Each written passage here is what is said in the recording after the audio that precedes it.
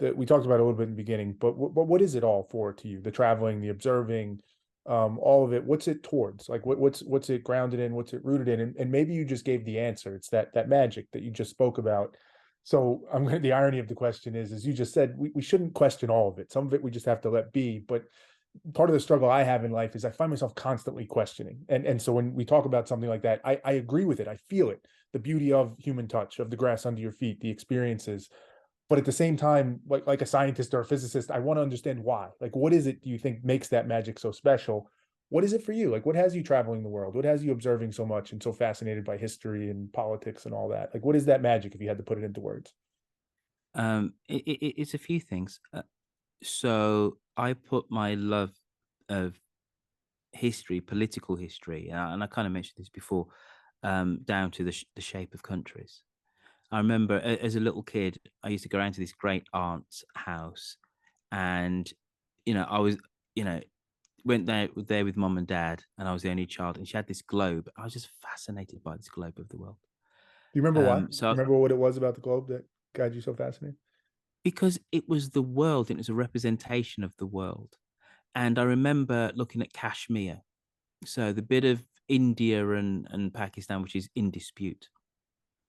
And I remember it was red and green striped. So Pakistan was green, India was red, kind of a pink, but that had stripes. It's like, why has that got stripes? Why is that place special?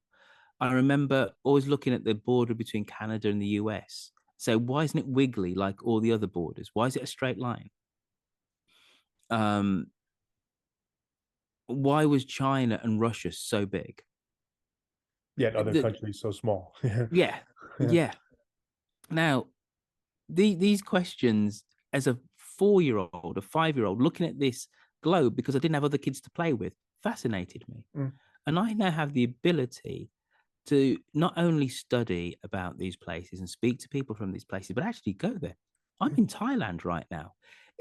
And it's like it literally blows my mind that I can go to many of these places and have a faux sense of knowledge uh, about them.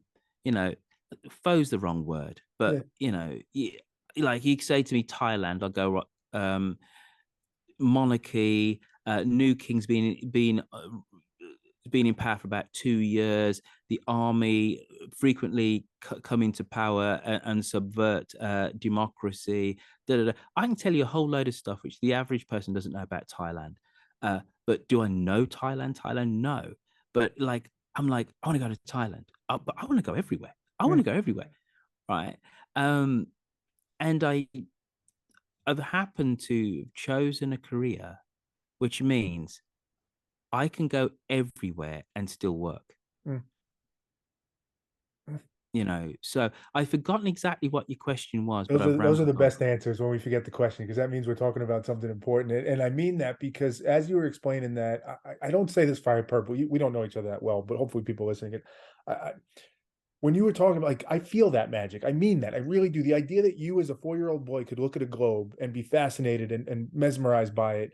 And then now as a 50-year-old, actually be traveling that globe. And the Yeah. Thailand, which you probably saw as a 4-year-old, like, oh, there's a country, Thailand. That's and now you're there actually looking at it. There's something magical about that. And the fact that it just lights you up and drives you, I think that's honestly, I think that's beautiful. Maybe my curse, and maybe this is the curse you spoke about of consciousness, is I find myself the next thought after how beautiful that is, but why? Like, why does that ever cross your mind? Like, why did that fascinate me so much? Why is it like, and I know you said like it was just, I'd never seen it before. It was the whole, but if you keep digging on that, do you ever find yourself trying to get to a root of like, is there anything underneath it that's meaningful? Or is it just that's just happened to be the thing that I found interesting? Maybe it was a sequence of lived experiences because you were an only child. Maybe had that room had, I don't know, make up something else, a tree in there, you would have been into nature and forests, and you like. Do you ever find yourself pondering those types of things, or do you just go with it and say, "I thought it was beautiful then. I lived my life based on that, and that's enough for me. It feels good." No, I don't sit down and massively ponder it. And I've made sense. It could well be incorrect, but I've made sense out of, I've given myself my origin stories, the reason why I do what I do. Mm. Um, and as I said before, refer you to the answer I gave before. If we sit down and go, oh my gosh, why did I do this? Why did I do that? We will absolutely paralyze ourselves. I like history. I like countries. I'm fascinated by why countries are the shape that they are, which is a very naive way of talking about political geography. Yeah. Like I'm not that bothered about mountains and rivers. I'm not into uh, geology, right? Though mountains and rivers frequently make up the borders of countries, right? So, but I'm really fascinated by I'm in one place and I can move 1 meter, 1 foot, and I can be in another. Mm, The concept of that has always really interested me.